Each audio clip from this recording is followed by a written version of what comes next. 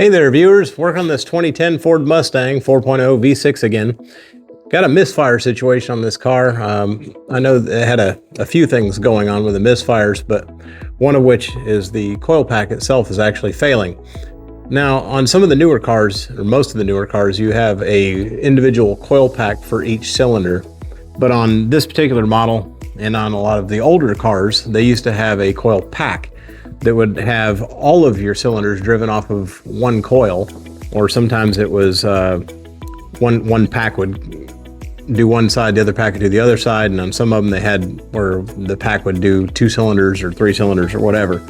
But this is a combined unit as opposed to one coil per plug. Now, when you're dealing with these, they can go bad in different ways. You can have one sector go bad where just part of it stops working, or the whole thing can quit working. So if you're getting misfire codes on your car, the first thing is to check for spark. And this is where your spark comes from in this particular instance.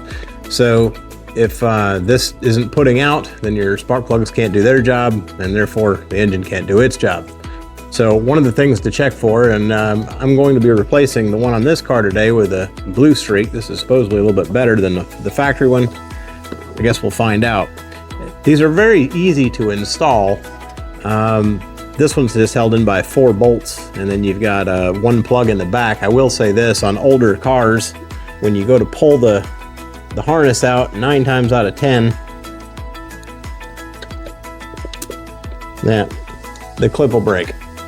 So just keep in mind that when you're dealing with old cars, things get brittle, and I've experienced this before where those things just snap right off.